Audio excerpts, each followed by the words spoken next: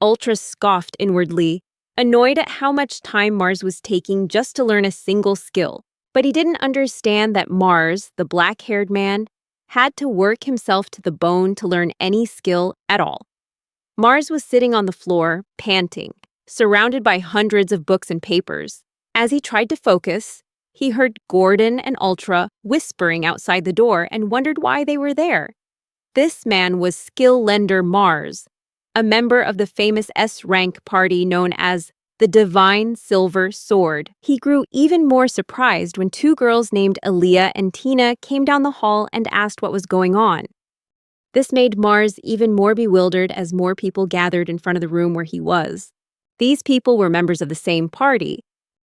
Ultra was a swordsman who possessed countless skills, such as the slashing skill Slash Attack, the Charm Hawk's Eyes, and focused on the Holy Sword's Godspeed Sword technique.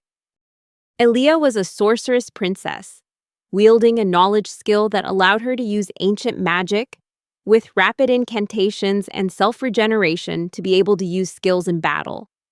Gordon, a former royal palace gatekeeper, used the hardening skill Obsidian, allowing him to defend like a fortress with physical charms and the instant footwork skill for high mobility.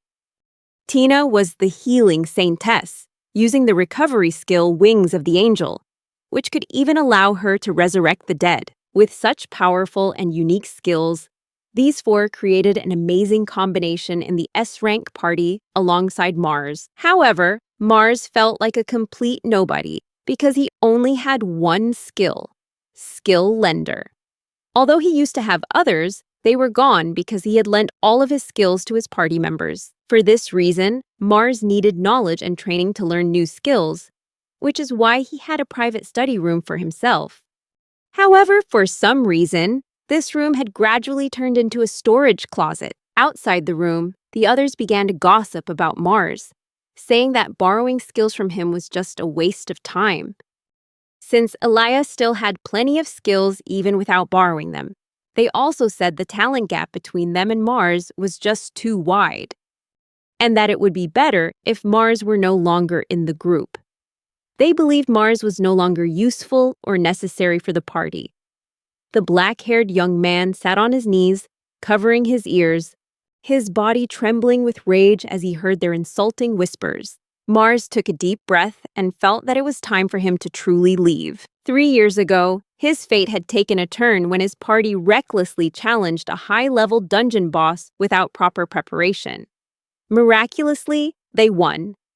But Ultra and the others believed they had done it with their own strength, refusing to listen to anything Mars said. After that moment, Mars realized the talent gap was real, and he knew there was a chance he would be asked to leave the party after their next labyrinth adventure. Finally, he stepped out of the room and announced that he was done and that he would lend them his skills. However, they all looked at Mars with annoyance because he had taken so long. The black-haired young man bowed his head dejectedly before he began to lend them the 12 skills he had learned. Activating his skill, a brilliant flash of light filled the hallway, and they were prompted to choose the skills. A list of information appeared, beginning to transfer into the other members of the group. When it was over, everyone just glanced at their newly acquired skills and quickly mentioned it was time for them to head into the dungeon. This left Mars utterly crushed. He walked away with a sad expression on his face, because not a single one of them had even said thank you. Mars walked into the dining hall, realizing he had forgotten to eat while he was busy learning the skills. When he received his food, he saw it had been prepared by his party. But when he opened the bowl, he found only water and a piece of moldy bread from days ago. Ultra laughed loudly at the sight and lied to Mars, saying they were trying to cut costs. However, Mars knew the truth, that the group was probably eating meat without him. The next day, the party began their journey to the S-rank dungeon, the Demonic Abyss. Ultra declared he would use the Holy Sword's skill and ordered everyone to stay out of its range. He also told Mars to lie on the ground and not move. Aaliyah laughed loudly, saying she expected nothing from Mars other than for him to stay out of the way, and demanded that he not become a burden. The long-haired swordsman activated his skill, and the technique quickly swept through the small monsters ahead. Mars sighed as he witnessed the scene, knowing that the Holy Sword skill wasn't the only one Ultra was using to help him. Learning a skill is like operating a water wheel. The more water, the faster the wheel will turn. And the skill becomes stronger the more it's used. However, unique skills like Mars's skill lending rarely appear between the ages of 8 and 12, and they have distinct properties and effects unlike any other skill. Mars's skill was one of these unique ones, and even when he learned a skill, only other people could activate it perfectly. With the buffs he learned, if Mars swung his sword, the power would be incredibly weak. But if he lent the skill to someone like Ultra, the effect would be 10 times stronger. Mars always thought he had to learn as many skills as possible just to be able to contribute, which led him to work tirelessly until he was invited to the Divine Silver Party because of his skill. Ultra walked up and stomped hard on Mars's head, blaming him for getting the luggage dirty, and yelled at the boy before storming off in a rage. They continued deeper into the dungeon, and Ultra wondered if this was really the S-rank dungeon they had heard about. Alaya agreed, saying that the traps didn't seem to affect them at all. Mars followed behind the group, staring at their backs with a furious gaze. He knew that the floor they were standing on was filled with a paralyzing poison, strong enough to affect even the most powerful individuals. However, thanks to the sacrifices of many, an anti-poison skill had been discovered, and Mars had learned it and lent it to the other members. None of them knew this, and it didn't matter anyway, since they wouldn't listen to Mars if he tried to explain. Arguing was just a waste of time. What was more important for Mars was to maintain a safe distance. While the others joked that he was scared, Mars knew that his protective effect on them would disappear if they got too far away. If Mars were to move just 3 more steps, the 2 people laughing in front of him would collapse from the poison gas. But that didn't bother him. Mars kept his emotions in check. The group suddenly came to a fork in the road, and Ultra yelled, demanding Mars use a skill to help them. Mars explained that there was a skill called Scout's Intuition, but Ultra just kept on yelling, demanding Mars explain every single skill to him, or else he would cut Mars's share of the money.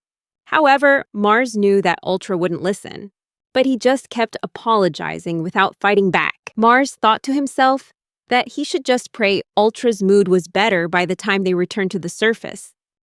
When the swordsman used the skill in question, a large source of energy was felt coming from one of the passages, drawing Ultra's attention.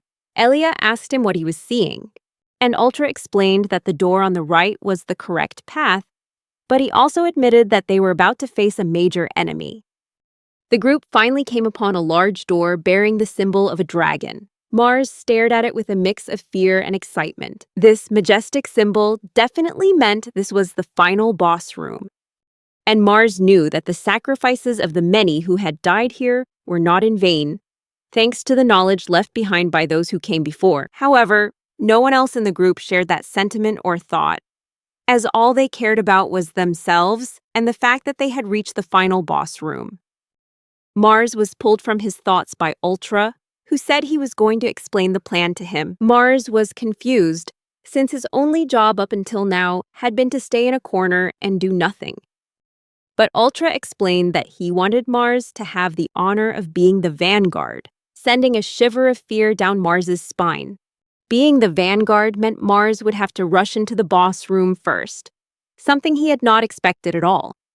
Mars felt completely alone, and being the vanguard was often a death sentence, especially since dungeons were always unpredictable, and he knew how weak he was. He turned to look at the others in confusion, wondering why they would make him do this. Until that moment, Mars realized that Ultra was trying to avoid paying the severance, the payment a person receives when they leave the party. This severance pay increases with each passing year, and Mars was at the beginning of his 7th year on the team. Ultra knew the payout would be huge for Mars, because adventuring is a dangerous job. But Mars had reached his limit and couldn't take it anymore. He turned to ask Tina, Gordon, and Elia if they agreed with Ultra's plan, and they all agreed without a moment's hesitation. Mars stood there in shock, unable to believe they could so easily throw away the 6 years he'd spent with them. Everything he had done seemed to mean nothing.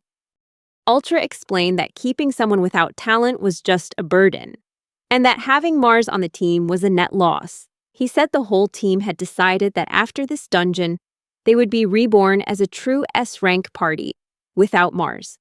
Mars lowered his head, a dark shadow falling over his face, as he remembered how he once thought he should support an S-rank party to serve the world and find his own happiness. But from start to finish, that was never true. The black-haired boy listened to almost every word from Ultra, until he made one final request. This made Ultra look annoyed. Mars lifted his head, looked at everyone, and asked them to return all the skills they had borrowed. Everyone immediately looked confused, until Mars explained that the skills would become invalid when he died. So he wanted a chance to do some damage to the boss.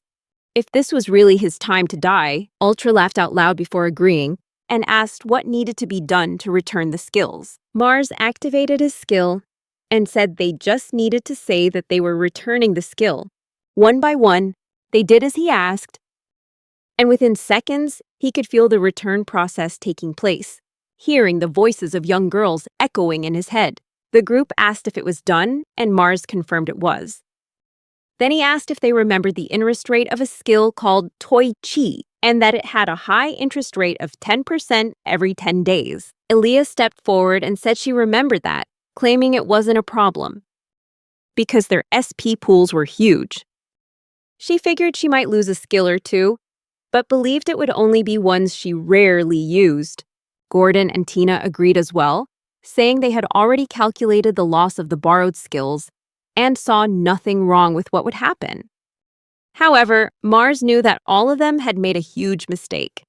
Finally, he told Aaliyah that the skill's interest rate was calculated using compound interest, not simple interest, which confused everyone even more. As the girl was thinking, Mars explained that the base SP remained the same, but every 10 days, another 10% was added to the total, and this interest rate had grown exponentially over the years. Ultra still didn't quite understand the explanation and didn't believe there was a problem. He stepped forward and forcibly took the luggage from Mars's hands so he could fight the boss immediately. Meanwhile, Elia began to recalculate everything, and her eyes widened in horror as she realized just how much they truly had to repay him after all this time had passed. Mars saw the look on Aaliyah's face as she realized the truth and smirked wickedly. Knowing this was inevitable from the genius mage, suddenly, Ultra came up from behind him. Ultra lifted his leg and kicked Mars through the door leading to the boss room. Mars fell face first inside, and as the door began to close, Aaliyah ran towards him, crying out, but it was too late. The door slammed shut, and the process of collecting all the interest from the past 6 years began. Mars felt excruciating jolts of pain shoot through his entire body. As the interest collection process took place, he collapsed to the floor, clutching his stomach and head as blood poured from his mouth, feeling his consciousness begin to fade. When a secret safety mechanism was activated, Mars found himself standing in a white void with no clothes on, but he didn't feel cold. He started walking around, realizing he was completely alone in this space, yet he didn't feel anxious. A voice echoed, announcing that the transfer to the protected area had been confirmed, leaving him confused. Mars wondered where he had been transported to, and the voice answered, explaining that this place was the space inside his own mind. His brain had been severely damaged by the enormous amount of skills he had reclaimed. Mars was surprised to learn that he could converse with the skill's voice, and the voice said that its personality had been pre-configured, despite not having a body. Hearing this, Mars asked who had configured it, but the voice didn't answer that question, instead stating that the skill repayment process was nearly complete and Mars would soon wake up. The voice continued, saying that it had watched over Mars more than anyone else and prayed that from now on, Mars would achieve a future where he could shine brightly. Mars felt emotional, as he had always thought no one noticed his efforts, even when he desperately put others first. But it turned out there had been someone watching over him all along. Mars's brain was now fully healed, meaning he was about to wake up, along with all his new skills. But just before he left, Mars asked for the voice's name. This time, he got an answer, Yue. Meanwhile, Elia was desperately pleading with Ultra to enter the boss room immediately. Everyone thought she wanted to save Mars, but she urged them to kill Mars as quickly as possible. Ultra looked down at her in confusion, thinking what she was saying was strange, since Mars was going to die soon anyway. Finally, he smirked and said that he knew she was a genius, but they still had something called common sense. However, Elia's body began to weaken, her breathing growing heavy. She collapsed to the floor, drenched in sweat and coughing violently, trying to get out the words that the poison had started to affect her. Everyone was surprised and stared, until they too began to feel the effects of the poison. They all fell to the floor, clutching their bodies. Tina couldn't understand why there was poison here in the first place, and Ultra realized that Tina's Wings of the Angel skill wasn't working. In just a few seconds, the entire party was unconscious on the floor. In the meantime, Mars slowly woke up, realizing that the boss hadn't attacked him at all during that time. Although it felt like a long time had passed for Mars, it had actually only been a brief moment. You look around and realize the room is dark and silent. Mars decides to take a moment to review all the skills he has acquired. To get a better look at his surroundings, he activates the skills God's Eye and Scout's Intuition. He sees a throne up ahead, and there's something sitting on it. A serpentine dragon named Vritra is sitting there. Mars knows that if he doesn't defeat it, the dungeon won't be conquered, and he won't be able to start making serious money with the skills he possesses. Mars recalls some old information, that Vritra is a white dragon that cannot be killed by any technique or weapon.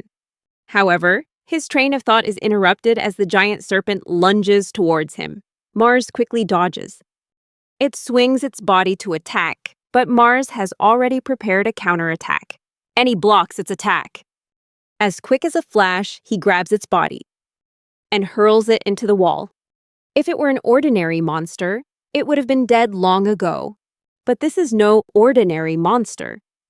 Yue's voice rings out again, asking if Mars wants to proceed to the next step. Mars agrees immediately and decides to use Elia's skill, Wisdom of the Ancient. Mars raises his hand, and a light envelops his body as he activates the skill, Songs of the God, and learns the skill Cositus, which is amplified by several other skills. As the energy gathers, Mars remembers someone from the past saying that skills are all about controlling this energy. With that in mind, Mars unleashes his attack and blows Vritra to pieces. However, Vritra isn't truly dead and tries to regenerate its body by gathering its fragments. But Mars won't let that happen. He decides to freeze each of Vritra's pieces to seal away its regeneration ability. He uses the skill Spatial Jump to extend the range of his ability out into the world and even into the cosmos, a place known as the Ocean of Stars, before sending Vritra's body parts into the endless darkness, where it will take 1,000 years for the ice to melt. As the dungeon begins to collapse, it signifies that it has been conquered. Mars notices that Ultra and the others are still paralyzed by the poison, but he believes the mining team can probably help them before the dungeon completely collapses. Just before Mars leaves after collecting the materials from the boss, he notices something is still left in the room.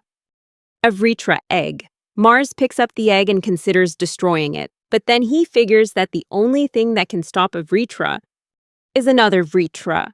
He decides to raise the monster when it hatches, and he asks Yue if she has any objections. The voice doesn't object, but respects Mars's choice, saying that this is very interesting. Mars gives a sly grin, feeling like this is the first time anyone has ever said that to him. He proceeds to use Spatial Jump to escape the dungeon, and this is the first time Mars has ever escaped entirely on his own. Mars was the first of the group to escape the dungeon, emerging under the blue sky.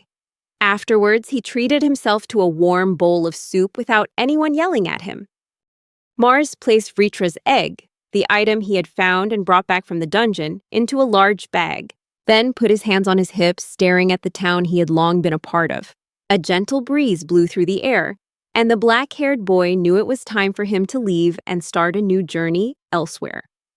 Ultra and the others were still underground, but Mars had already completed the procedures to withdraw from the guild and received his severance pay along with his reward.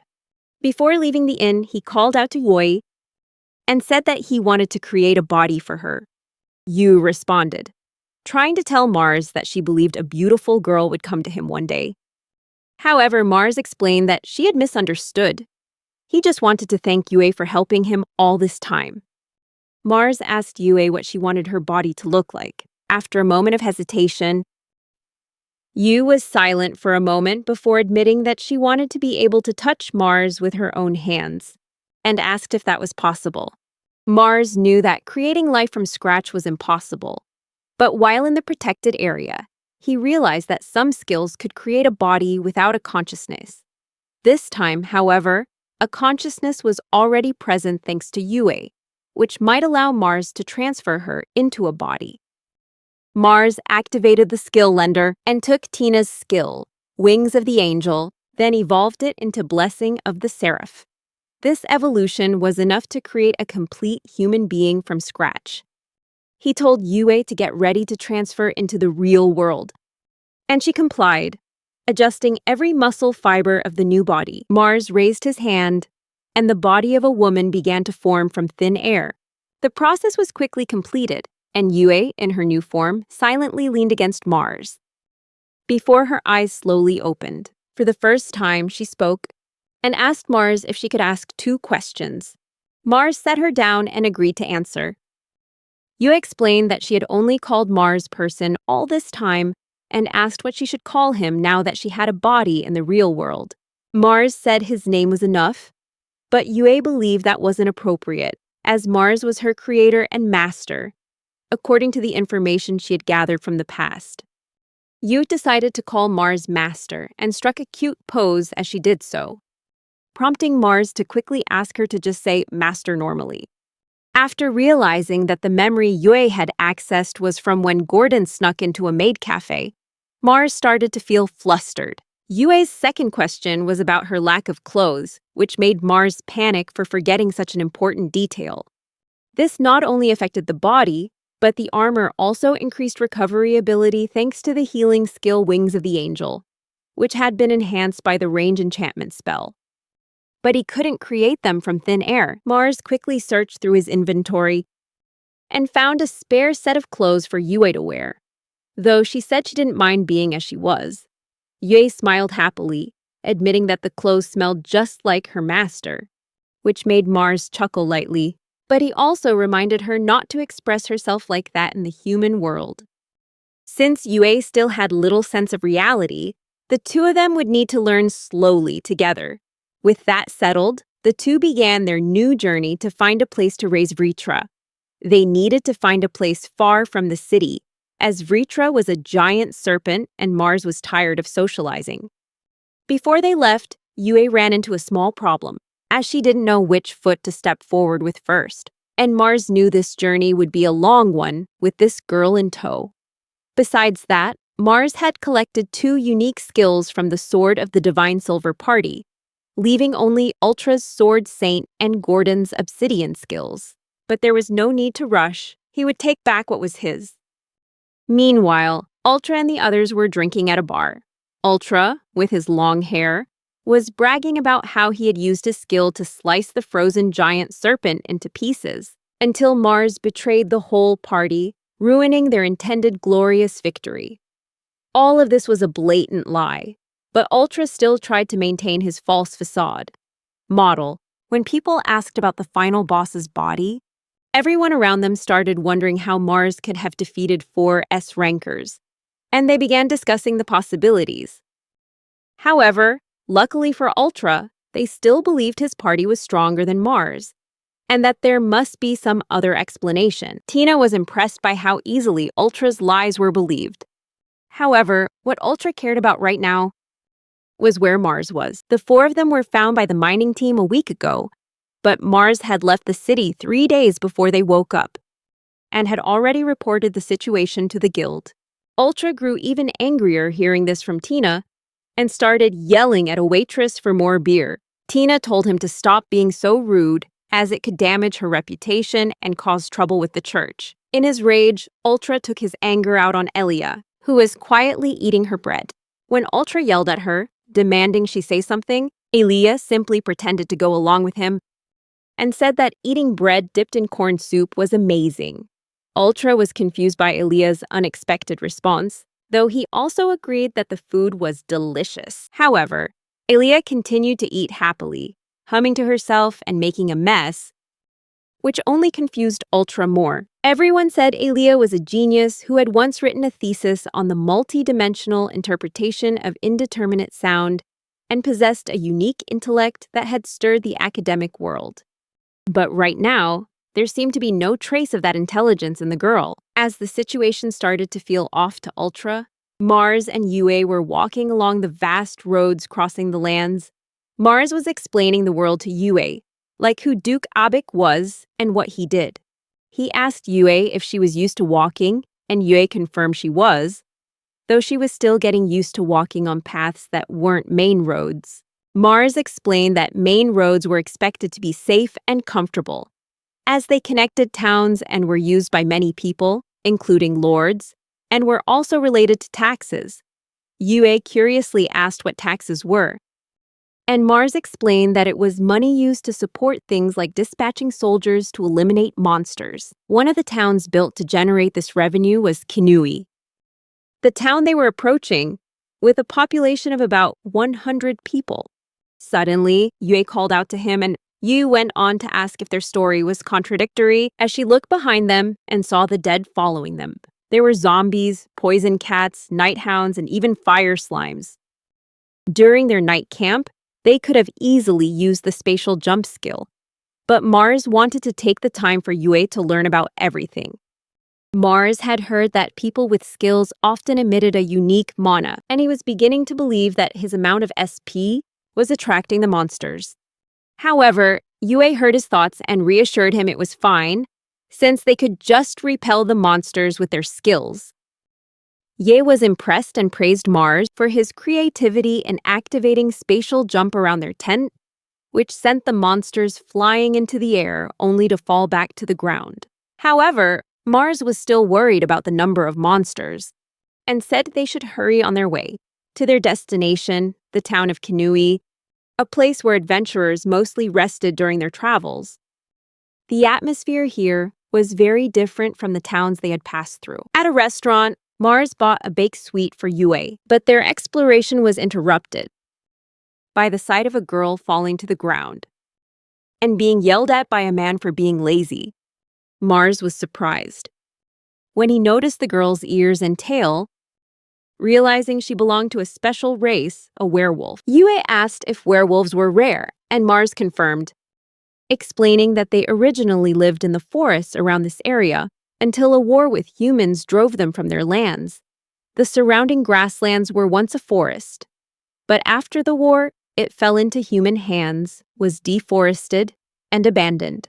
The one who took over and developed this ruined land was Duke Abek. Werewolves were beings of superior strength in the forest, with sharp fangs and claws, bodies covered in fur, and blessed by the wolf god, making them a proud race.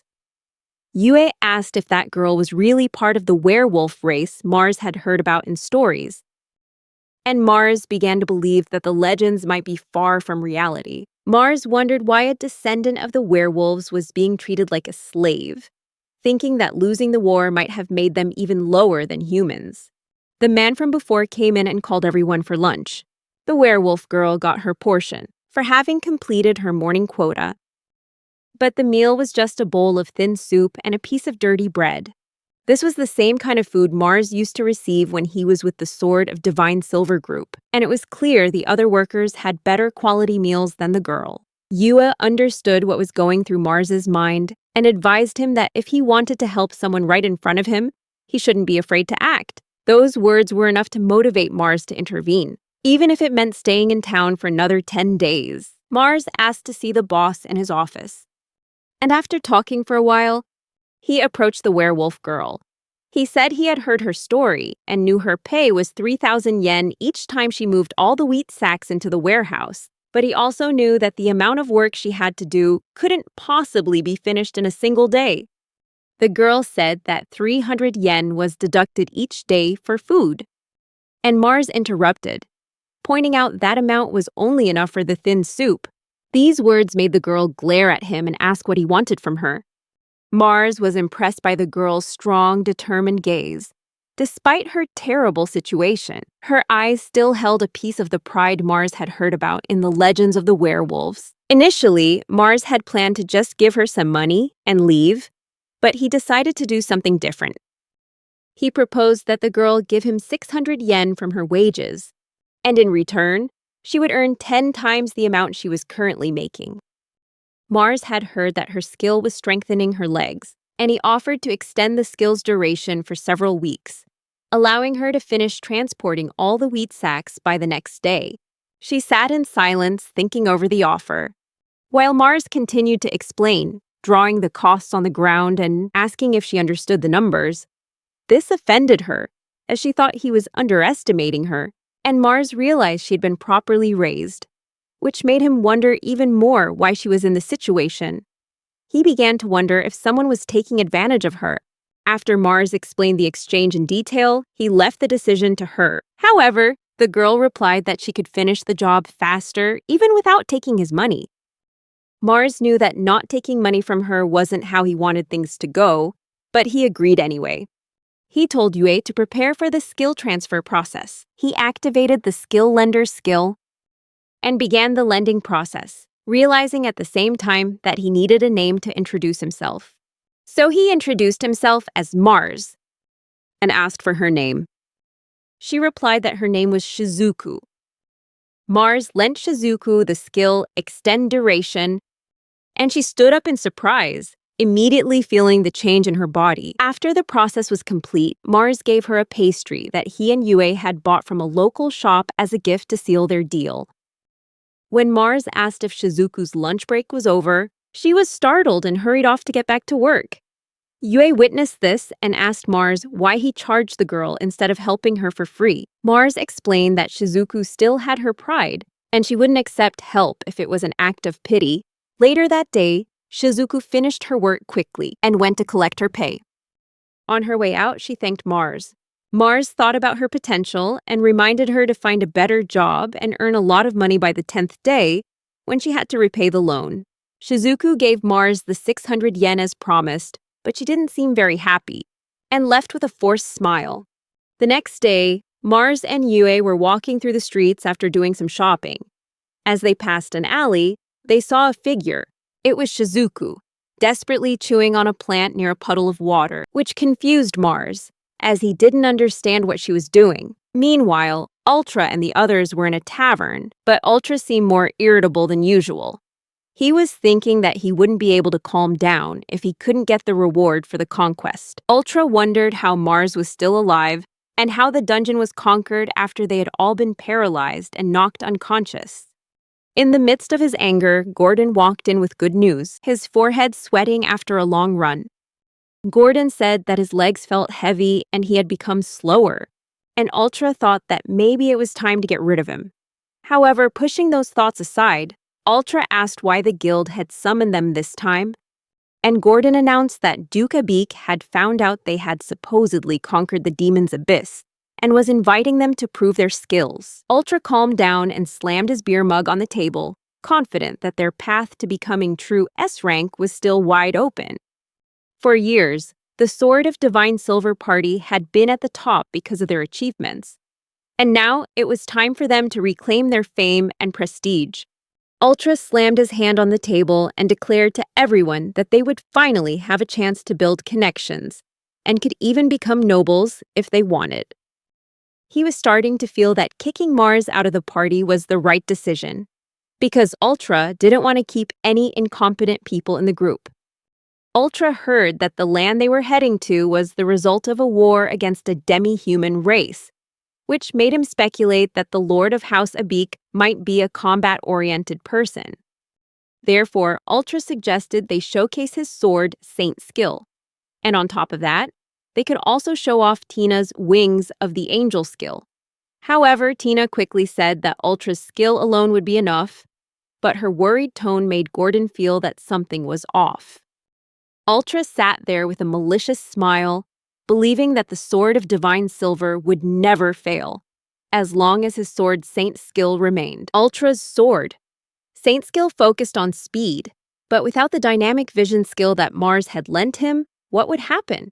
The party wouldn't realize that Ultra had lost his Hawkeye skill for another 10 days. Mars and Yue focused on Shizuku, the werewolf girl who was sitting in the alley. When she spotted them, she panicked and quickly tried to run away, dropping the rotten roots she had been eating. Mars knew that this type of plant could be used as emergency food, but if eaten in excess, they were poisonous and would cause one's hands to rot. That's how these things got their name. Mars wondered why she had to eat this plant when she should have been paid just the day before. He quickly realized something and told Yue to find Shizuku while he went to see the man who had hired her. Mars meets the bald man, who claims that he paid Shizuku fairly, but only 600 yen because he had to cut costs to keep his business running. After an argument, Mars realizes that the real reason he cut her pay was because she's a werewolf. This gives Mars a new perspective on how some humans exist in this world. Just like his former comrades, they are willing to take advantage of and exploit others for their own benefit. And if those people are no longer useful, they're willing to abandon them. But this bald man is different. He exploits the kindness of others for his own gain. The bald man tells Mars that his thinking is clever and demands payment for the information he provided about Shizuku. However, as Mars takes out the money, a shadow falls over his face, and he tells the bald man to hold out his hand. Mars drops the money into the man's hand, and then activates his skill, Spatial Rupture, instantly severing the man's hand and sending the money scattering everywhere. A scream echoes throughout the building as the bald man realizes his hand has been cut off and falls to the floor, crying out in pain. But Mars shows no mercy, picking up some of the money from the floor and placing it in the man's remaining hand, asking why he couldn't hold on to the money he loves so much. Mars stands tall as the bald man, drenched in sweat, looks at him in terror, asking what he's done. Mars stomps on the man's severed hand and asks if he knows what Shizuku ate that day. But the bald man doesn't understand what Mars is talking about and says he doesn't care. Mars knows that reasoning with this man is pointless. And the only way for someone like him to understand his actions is to make him taste the consequences of exploiting others like Shizuku. Even so, Mars believes that Shizuku has no intention of paying her debt or standing up to this man on her own. Although Shizuku still promised to pay Mars, this means Mars is willing to fight on her behalf. Mars lost his pride and honor long ago, but now he feels a responsibility to confront this man. The bald man says that Mars has no right to do what he's done, but Mars thinks otherwise since this man didn't pay Shizuku properly and used the excuse that she didn't deserve to be paid like a human because she's a werewolf. Mars moves closer, making the man scream in fear and back away. Mars explains that he has invested his skills in Shizuku, and now he's here to collect the profits from that skill. The bald man keeps screaming that the money is his, but is cut off when Mars picks up his severed hand and asks for confirmation, whether the pay was really reduced from 3,000 yen to 600 yen. Mars tells the man that reducing the pay to 1/5 will be met with the severing of his left hand and both of his legs, and that he can heal them as many times as he wants. This causes the bald man to start panting in fear. Suddenly, the walls of the building collapse, and all the townspeople can see what's happening inside. The room was in total disarray, with money scattered all over the floor, and the bald man's predicament was exposed for all to see. The bald man continued to pant in fear as Mars drew closer, saying they could continue their conversation.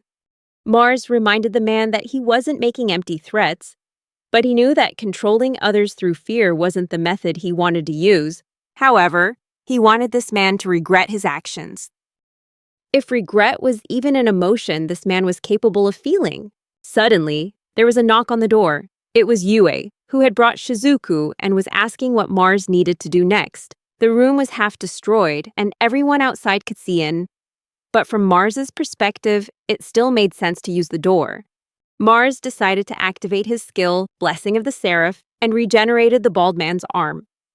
Before allowing the two girls to enter, the door fell down easily, as the entire room was already destroyed. Shizuku, the werewolf girl, was surprised by the wrecked state of the place. Mars asked how she was feeling, and Shizuku timidly replied that she was fine, before asking what had happened. Mars didn't answer Shizuku's question and instead turned to Yue, who reported that the werewolf girl had only consumed a small amount of the poison. Mars felt relieved, and then turned back to face the bald man, asking about the money again. Fortunately, the man had a quick change of heart and bowed before Mars, admitting that he had paid Shizuku unfairly. Mars bent down and said that the man would have to provide Shizuku with medicine and food. Then, Mars took a bag of money and pulled out a gold coin, handing it to Shizuku, which was worth up to 100,000 yen. The werewolf girl was taken aback by such a large sum of money, while the bald man was confused, not expecting Mars to take only such a small amount. Mars returned the bag of money to the man. Seeing the bewildered look on the bald man's face, Mars explained that if he took any more, he would be no different from this man. Realizing something, Mars then offered one of his own coins to the bald man, saying it was to cover the cost of repairing the office. However, just before handing over the coin, Mars activated his skill Six-Armed Ashura and threw the coin at high speed toward the bald man. The coin struck him hard on the forehead, causing him to cry out in pain.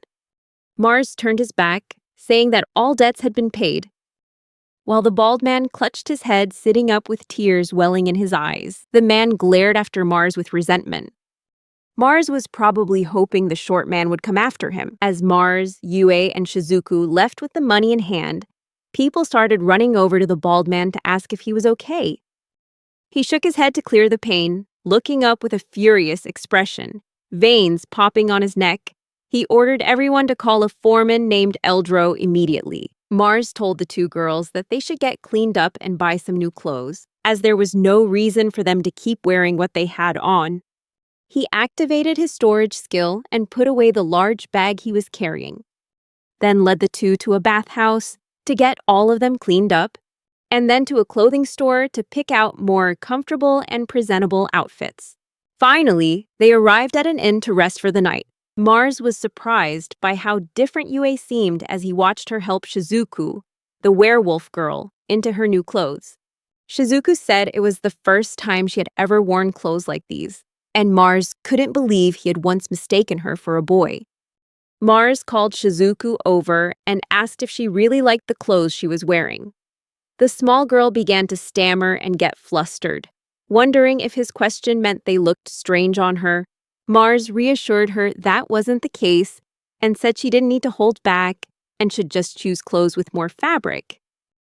Yu explained that the choice of outfit wasn't to save money, but was mainly because of the design. Mars joked that he was just teasing her. He put the jokes aside and told Shizuku that the clothes looked great on her. This made her even more shy and flustered, tugging at her ear as she thanked him for the compliment, while also explaining that she liked the style of these clothes. Mars suddenly changed the subject, asking Shizuku about the bald man and why she backed down from him after not being paid properly. He wondered why she didn't try to demand the money she was owed, even when she was eating rotten blades of grass because she had no money. Mars tried to advise her that he thought she could win if she fought, but Shizuku finally spoke up, explaining that the werewolf race cannot use their power for themselves, no matter how strong the opponent is or how frustrated they feel. The small girl suddenly showed her determination, declaring that if she found someone worthy to risk her life for, only then could she use the power of the wolf. Mars gave a small smile and told Shizuku that she was truly strong, before slowly getting up, feeling excited to see the legend of the werewolves unfolding right before his eyes. Whether Shizuku was covered in mud or eating poisonous grass, she would never lose her pride. Mars stood in front of her and calmly asked for confirmation about her using her power for someone. Shizuku replied that she could, but then she asked why he was wondering about that. Just then, Mars quickly explained that a group of armed men was heading to the inn. Thanks to his perception skill, he could see about 40 men wearing armor and carrying weapons. He wondered if this was the group of mercenaries that was in the city, but most importantly, the one leading the group was the man who had hired Shizuku, who was standing next to the foreman, likely with the intention of getting revenge on Mars for what he did to the bald man. This information caused a surge of rage to well up inside Shizuku. Mars called Shizuku's name. Mars asked if he could be that person for her, and she agreed immediately, as she would not forget the kindness he had shown her. With this in mind, they prepared to face the threat ahead. Mars believed the right decision was to fight, since the werewolf girl could also join in. He asked her if the temporary enhancement skill he had lent her would be enough, and Shizuku was confident it would be. However, Yue felt that it would be too dangerous for her if her skill was only a leg enhancement. Mars wasn't worried at all and reassured Yue, as he already knew the situation. He turned to Shizuku and asked her to confirm that her skill wasn't a leg enhancement. She was silent for a moment in surprise and asked how he knew beforehand. Mars explained that the information he heard from her didn't seem too complex, which meant that she might be hiding the true power of her secret skill and had deceived everyone by saying she was just a child or a demi-human. Shizuku apologized for lying and explained that in reality, she couldn't use the skill for long, and she hated being taken advantage of by others if they knew about her skill. Mars asked her to show him the skill, and she hesitated for a moment before nodding, and immediately powered up, a brilliant light surrounding her body as Shizuku called upon the spirits of her ancestors to bless her with their power.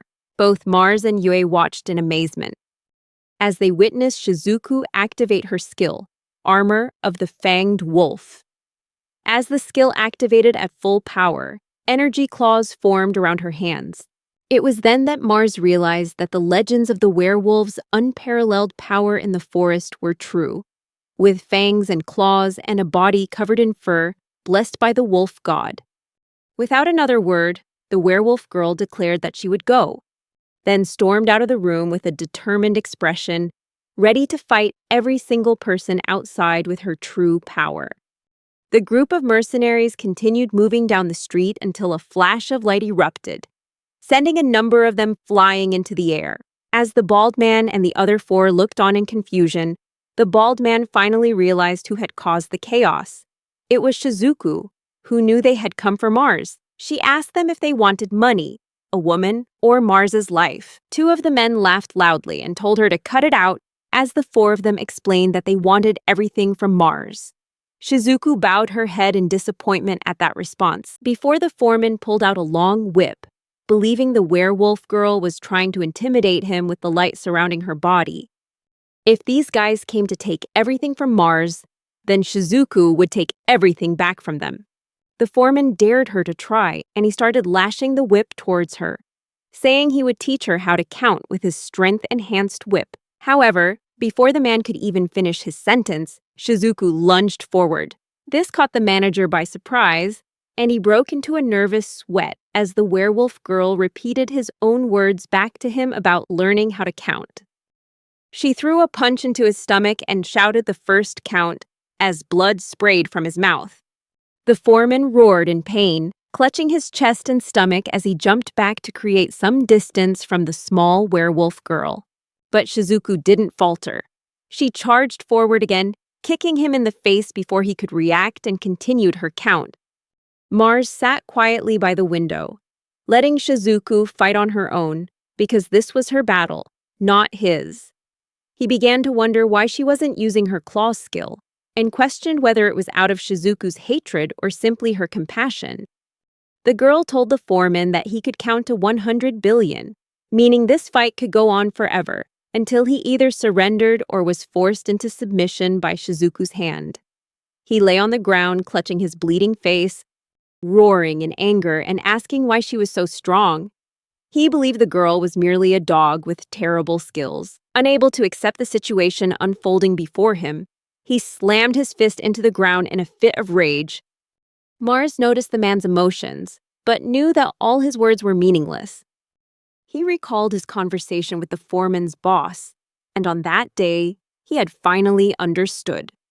After talking with the bald man, whose name seemed to be Garen, Mars realized that people like this only thought Shizuku didn't fight back because she was weak and couldn't imagine any other reason.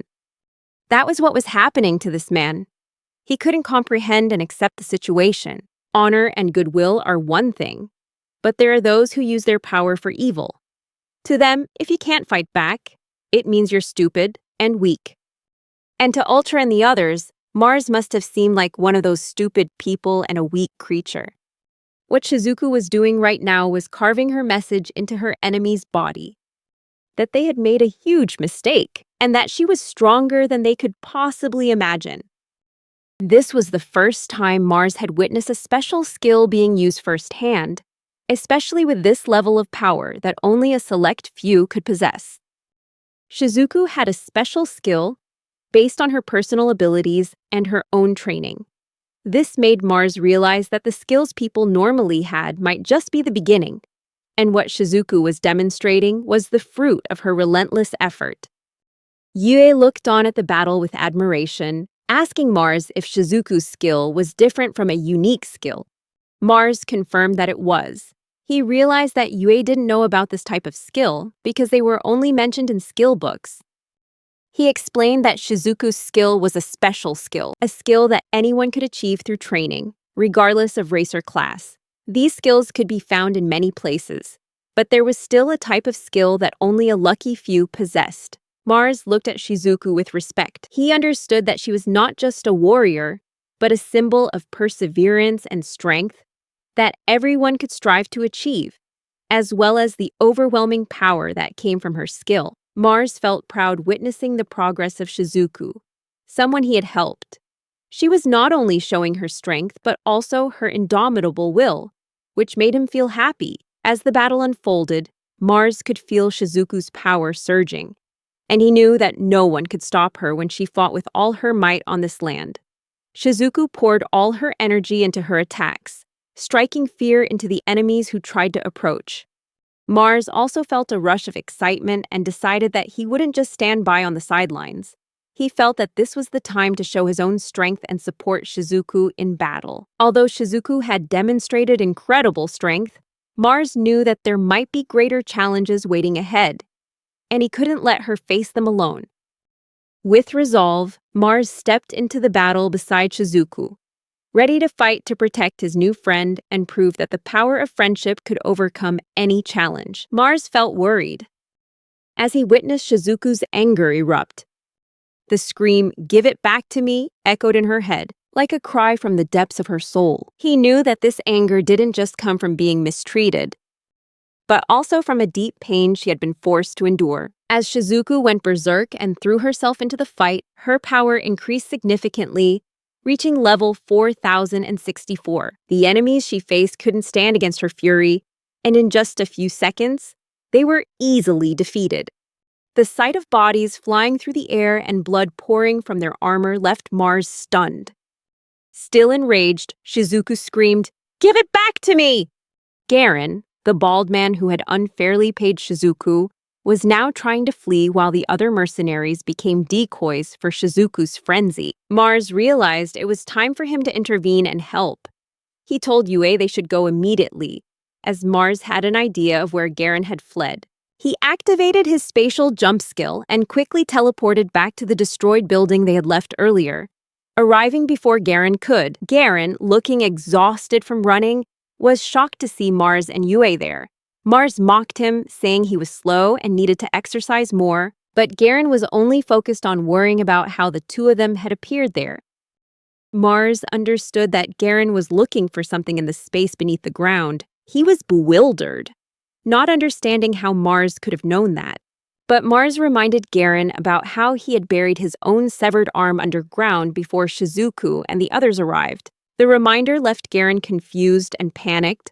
Mars knew he wouldn't escape easily and was determined not to let Garen get away with his cruel actions. He was ready to face his enemy and do whatever it took to protect Shizuku and other vulnerable people. If a person makes a mistake entering coordinates when using the spatial jump skill, there's a chance they could get stuck inside a wall. Therefore, using a perception skill to scan the destination is crucial. At the time Mars buried his arm, he realized there was a strange amount of space underground, which meant there was likely a hiding spot for Garen. Garen, drooling with anger, asked if Mars was trying to stop him from escaping. Shizuku calls Mars a demon, and Yue asked Mars if Garen was joking. Mars replied that it was better if she thought so. He turned back to look at Garen, and tried to explain to the short man that he would die whether he ran or fought, because it would be like a house of straw to Shizuku. Just one blow, and it would all be over. The mercenaries were fighting because they were paid, but Garen was different. He was just a civilian. If Shizuku did something terrible to that short man, it would be considered a crime. These words made Garen think Mars intended to protect him, but that wasn't the case at all. Mars was determined that a cruel man like Garen deserved no protection, and he was prepared to do whatever it took to ensure justice for people like Shizuku. Yue asked if Garen's current words were a joke, and Mars agreed. Leaving the short man confused about the situation, Mars then ordered Garen not to move a single step because Shizuku was on her way. Mars asked Garen if he'd forgotten about his skill, that he could regenerate a severed arm. This meant Mars didn't care what happened to Garen, since he was certain he could just restore him later. Shizuku arrived just a few seconds later with a blank expression and a mana level of 81,937. As soon as the wolf girl appeared, Garen tried to beg Mars for help, but he didn't move an inch, just watching with a bored expression as Shizuku unleashed her anger on him. Screams of pain and fear echoed through the building, and finally, the battle was over. 3 days later, Mars and the others were walking through town, trying to keep a low profile, because it seemed every citizen was paying attention to them. But not for negative reasons. An elderly man approached and asked if the three of them needed to go anywhere, but Mars declined, saying the place they wanted to go was just around the corner. Mars felt exhausted from so many people talking to him, and wondered how many times it had happened that day. Yue was there to the rescue, and she answered that it had been 8 couples and 14 individuals. Right after Shizuku defeated Garen's group, people discovered nearly 40 mercenaries brutally beaten in the streets, causing a huge shock in Kinui. People could only talk about how Garen had fought a great traveler, but was ultimately defeated by that same traveler. The town returned to peace after this rumor spread. This wouldn't have been a problem if it weren't for people constantly interacting with them. They were greeted by townspeople and asked about the weather. Some came to ask about the powerful skill that took down the group of mercenaries. And someone even seemed to be asking if Mars had a girlfriend, but quickly backed off when they saw the 2 women with him. Even though he didn't answer the questions, people still bothered them. Taking the rumors too far or looking at the 3 of them with more favorable eyes, it was all because of Garen. Mars wondered what that bald guy had done to make everyone hate him so much. The wolf girl couldn't understand the reason. Why Mars wanted to spend money instead of saving it. Mars explained that spending money locally would help boost the town's economy, which could help Shizuku and others in the future. Shizuku looked at Mars with bright eyes, sensing the sincerity in his words. She couldn't help but feel warmed by the idea that despite all the hardships, there were still people like Mars willing to help. Yue also felt convinced. Shizuku asked what their plan was. Mars replied that they could buy food, clothes, and other necessities for their journey, while helping the local people at the same time. Shizuku nodded in agreement, finally feeling like she could contribute to the community, even though this place didn't leave her with good memories after everything that had happened. But Yue didn't see it that way. She wanted him to think more about himself. Mars believed that he didn't want the people here to suffer because of any one individual's mistake. Yue quickly agreed with his decision, even though she didn't fully understand its meaning. With this decision, they began to plan their shopping, and Shizuku felt more excited than ever, not just for the new things, but also for the chance to do something positive for others.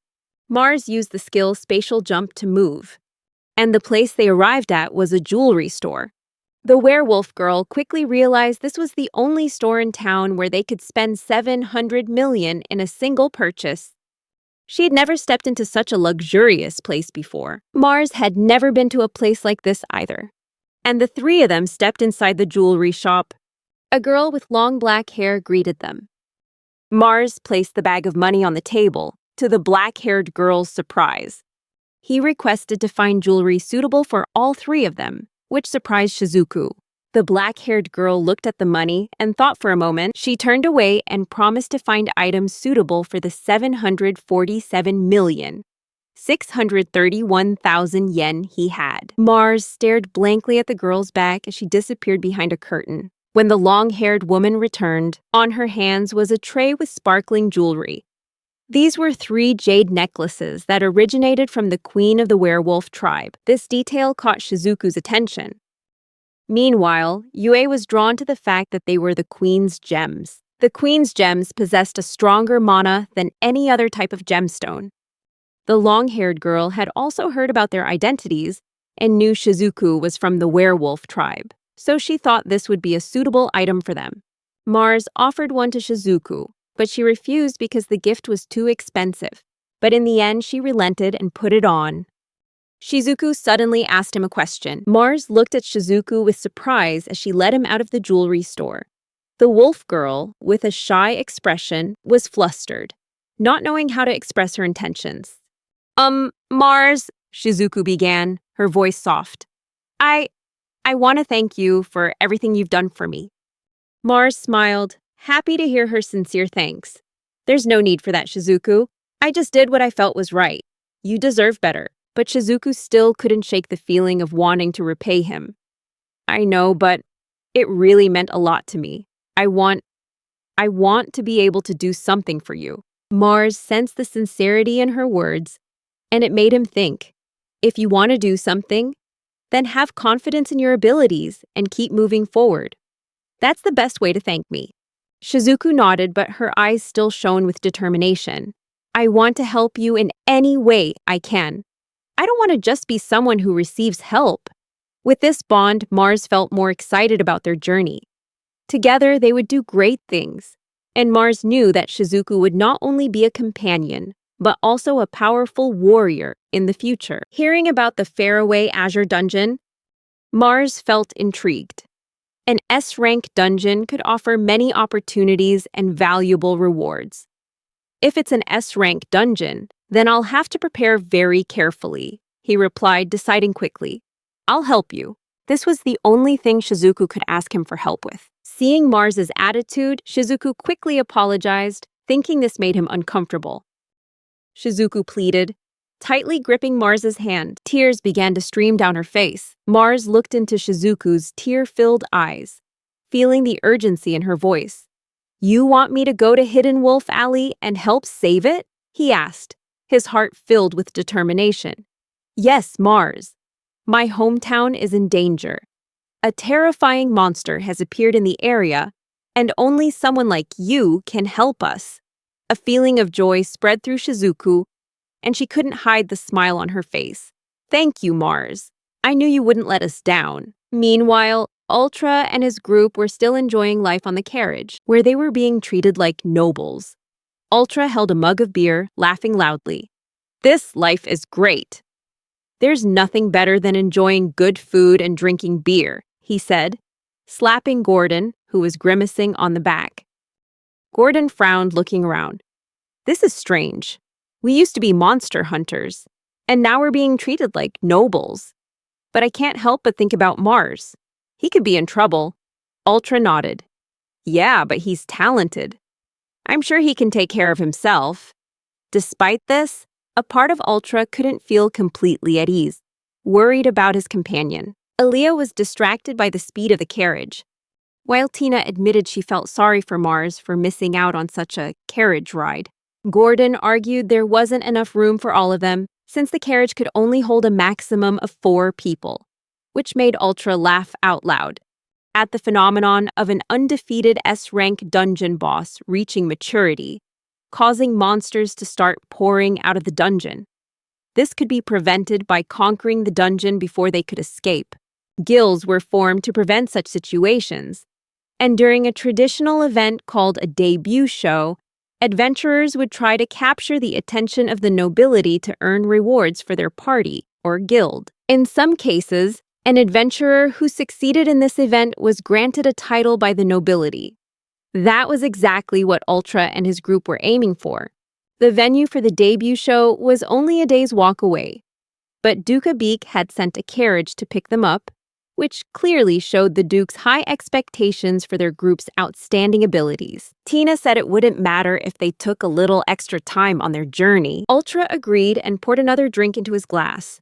The carriage driver called out to the members of the Sword of Divine Silver, announcing that they would soon be leaving the city, and warning that the ride would get a little bumpier. Still, the driver tried to reassure them that the carriage, even on rough roads, wouldn't spill anyone's tea.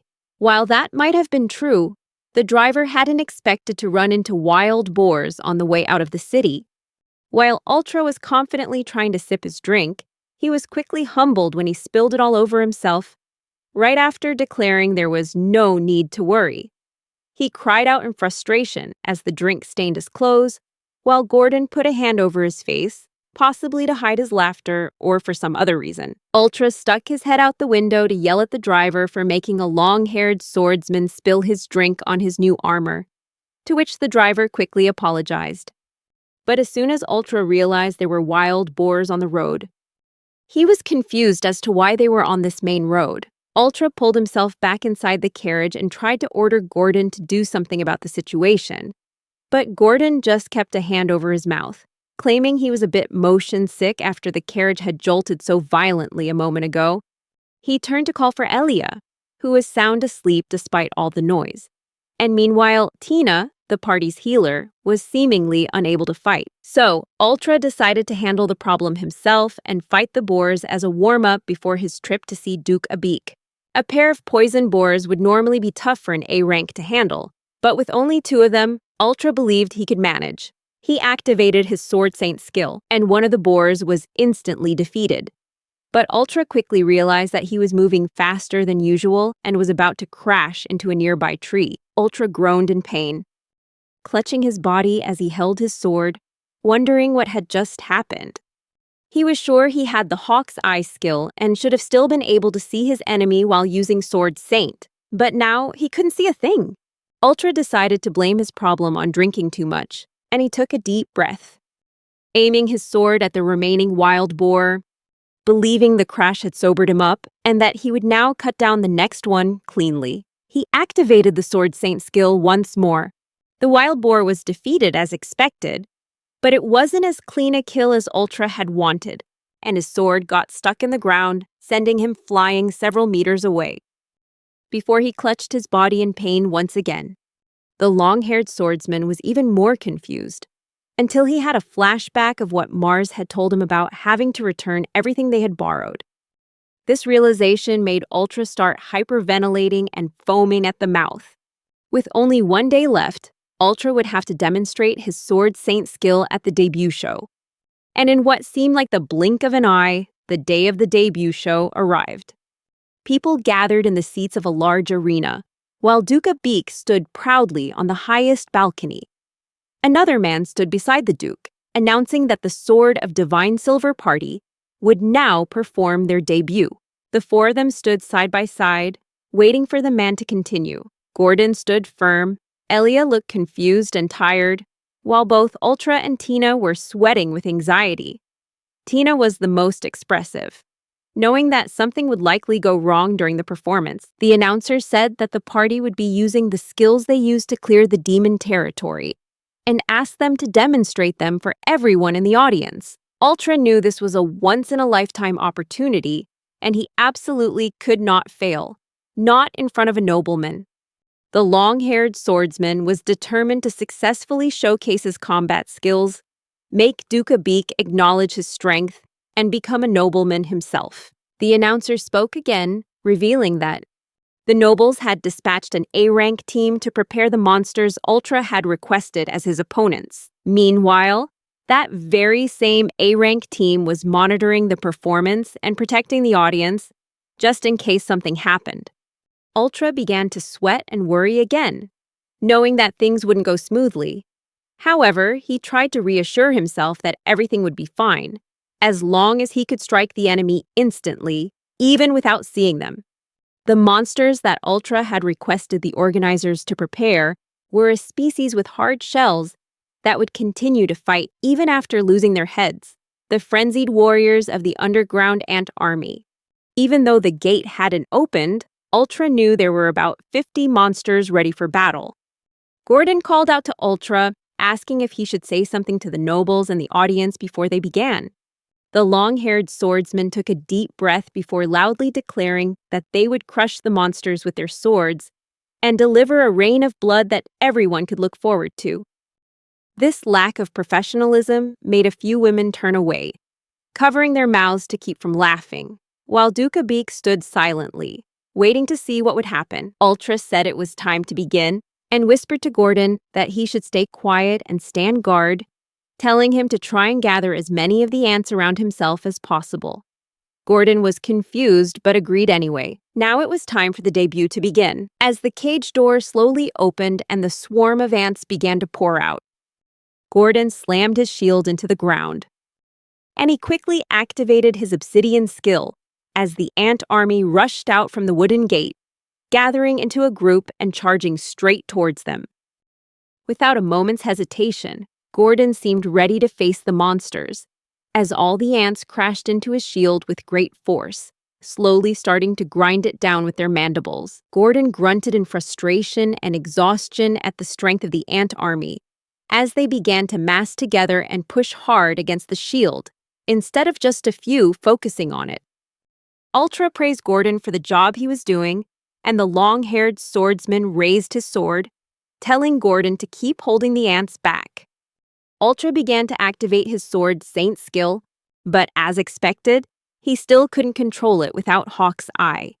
As a result, he crashed into a nearby wall of the arena with a cry, startling Gordon and the surrounding audience. An expression of displeasure appeared on Duca Beck's face, while a group of A-rank hunters stood on the sidelines with surprised looks. Gordon, confused, frowned and asked what Ultra was doing. Ultra started to get up as debris fell to the ground beside him, and he immediately glanced back at the Duke with a worried expression, then quickly jumped back and pretended like nothing had happened. Ultra told the Duke that he had just felt a little nervous and would proceed to win the battle with his next attack. However, Duca Beak remained silent throughout this exchange, his faith in the swordsman seemingly starting to wane. Ultra turned back to face the ant army and tried to activate the Sword Saint skill again, but failed. He collapsed and skidded across the ground. He tried again to no avail and crashed down once more as the ants continued to crawl towards Gordon. The long-haired swordsman began to worry about how the performance was going, given the spectacle he'd made. Still, he tried to remain calm, though it was getting harder with each passing second. He tried to play it off as a joke, saying he was just kidding around, laughing nervously as debris fell onto his bruised and anxious face. Tina watched with a horrified expression, weakly calling out to Ultra, while Aaliyah remained silent, staring into the distance. The A-rank hunters wondered if Ultra really couldn't see the enemy. Another hunter said that was impossible because of Ultra's Hawk's Eye skill. However, more and more hunters began to murmur amongst themselves, recalling that the Hawk's Eye skill was one borrowed from Mars, and they wondered if it had been returned yet. It was said that the other members of the team had also borrowed skills from Mars. All the hunters wondered just how many skills Mars had actually lent to each member of the Sword of Divine Silver team. Ultra slowly got to his feet while Gordon watched him worriedly. He realized that Ultra had lost his Hawk's Eye skill just by looking at his condition. That was why Ultra's eyes couldn't keep up with the speed of Sword Saint, and why he couldn't see where he was going before hitting the wall. At that moment, the A-rank hunters knew that, although it was hard to believe, the truth was that the Sword of Divine Silver team had been held up by its members, borrowing a large number of skills from Mars. Gordon called for Tina to do something and heal Ultra with her Wings of the Angel skill, causing her to cry out in surprise and agree to do so. However, as she hesitantly raised her arm and tried to activate her skill, nothing happened. There was only silence. Gordon began to sweat as he saw everything falling apart before his very eyes. Tina tried to activate her skill again, and then again, but in the end, nothing worked. She started panting as she confirmed that the power of the angels had truly vanished. Tina collapsed to the ground and started crying, while Gordon tried to encourage her to pull herself together. While Ultra kept trying to use his skill, but still failed. Elia knelt beside Ultra, trying to beg her to use ancient magic to strengthen him. However, she replied that it was impossible, and thought the next best thing would be to get her saliva on her finger and then dab it on Ultra's face, claiming that his wounds would heal faster with her saliva. Suddenly, Ultra remembered the presence of Duke Abik, and he turned around gasping, only to realize that the Duke, along with the other nobles, had left, leaving only a closed door behind. A horrified expression appeared on Ultra's face as he screamed in terror at the tightly shut door, while Gordon was being overwhelmed by the swarm of ants, screaming for help. In the end, the A-rank hunters and Duke Abik's guards had to jump in to help the four of them. And just like that, the worst debut in history came to a close. A week had passed since the group's embarrassing and disastrous debut, and Ultra was seen sitting on a chair, saddened by what had happened to the four of them. Elia was recounting the terrible situation, explaining that it had been days since they'd last seen Tina, and Gordon had locked himself in his room.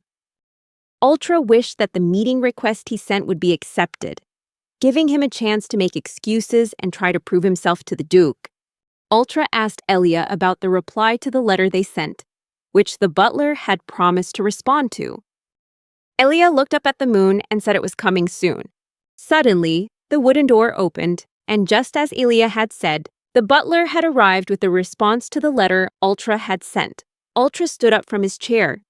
As the butler pulled out and handed a scroll to the long-haired swordsman, he waited intently for the response, slowly taking the scroll while Elia stood in the background. He clutched the scroll and tried to beg the butler for a face-to-face meeting with the Duke, believing that if they could just talk, everything would be fine. But the butler cut him off, shoving another paper in Ultra's face. It was the response the Duke had sent. The paper was a rejection. Ultra couldn't accept this reality. He threw the papers to the ground and declared that he just wasn't feeling well that day. The butler raised a hand with 3 fingers, telling Ultra to listen, as there seemed to be a misunderstanding. He explained that His Grace dislikes people who make excuses, despite having shown the group tolerance. 1 finger went down, counting down the chances Ultra had before everything went wrong. The first chance was that Ultra failed to report the trouble with his skill before the demonstration, which could have helped the nobles give the group a chance in the next 2 or 3 months.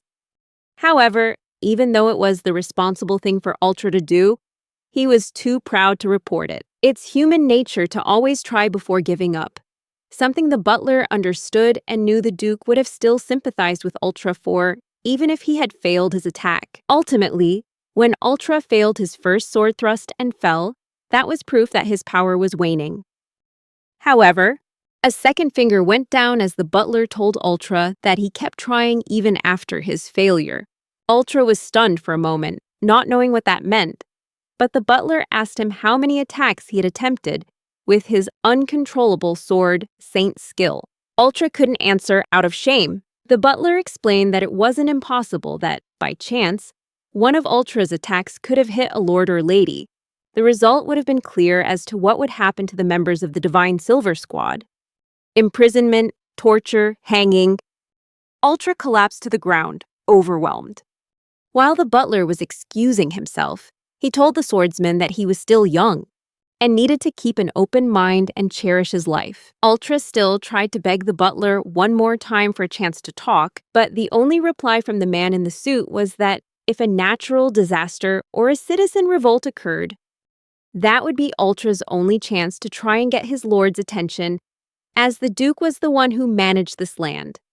The butler believed there would be another chance for them to meet, though the probability was very low. After that unfortunate day, the butler quickly departed, leaving the 2 of them, Ultra and Elia, behind. And Elia brought a hand to her chin, thinking about how she hadn't been completely rejected. Ultra began to slam his fists on the ground, leaving dents in the wooden floor. As he screamed in a rage, clutching his hair and yelling about how everything was ruined, all because of Mars. Aaliyah could no longer use magic. Tina had lost her healing powers and disappeared. And Gordon, although he still had his obsidian skill, had locked himself in his room after being traumatized by the ant swarm attack. Ultra's path to becoming a nobleman, along with his future, was gone. However, the long-haired swordsman only thought about that for a moment. He crushed a piece of wood in his hand and shouted with joy. He believed there was still one last chance to prove the strength of the Divine Silver Party. And that was the replacement member for when Ultra kicked Mars out, the genius alchemist, Angelina. She hadn't arrived yet, but Aaliyah mentioned she'd received a report that Angelina was already in the city that day, making Ultra even more excited about this new opportunity. Ultra believed his future wasn't over, and that they would find a breakthrough sooner or later, thinking that was what the butler had hinted at when he spoke of keeping an open mind. Somewhere else in the city, a girl sat on a chair, talking to a small creature made of rock in her hand. This was Angelina, the alchemist Ultra was so eager to meet. She told the small creature that she would go to the guild the next day, even though she was late. She eagerly wondered what kind of person this skill lender would be. The next day, Mars and Shizuku stood facing each other as the return process began. The time boost skill was about to be returned to the black-haired boy. Energy shone around the girl, before flowing back into Mars. Shizuku hung her head with a disappointed sigh, thinking this meant saying goodbye to the perfect power of the armor of the fanged wolf skill. Mars reassured the little girl that it wasn't like she had lost the skill completely. She could have it lent to her again later, if needed. But the little wolf girl felt terrible, knowing she could usually only use the skill for about 10 seconds. Suddenly, Yue congratulated Shizuku because she could still use the time boost skill without it being lent to her. The girl was confused, until Mars explained that it had become her own true skill. This confused her even more. But Mars said he would explain why she had learned the time boost skill after they finished their next job. As they were leaving the room through the door, a large elderly man was suddenly standing right outside. It was the mayor. He leaned on his cane and asked Mars and the other two for a favor while they were still living in town. Yue and Shizuku were confused as Mars invited the mayor into the room to explain the job more clearly. Mars sat on the bed, waiting with anticipation for the old man's next words. The mayor got straight to the point and immediately asked Mars and the others to take on a monster extermination job, as it was a problem that couldn't be ignored. For the past few months, the monsters near Kinui had become increasingly active. Mars already knew this, as they had to fight about 80 of them on their way to town. He had tried to protect the town by hiring about 40 mercenaries, but they all fell ill before they could do their job. This made Mars and Shizuku exchange a shocked glance as they realized they were the ones who had defeated the mercenaries that one night.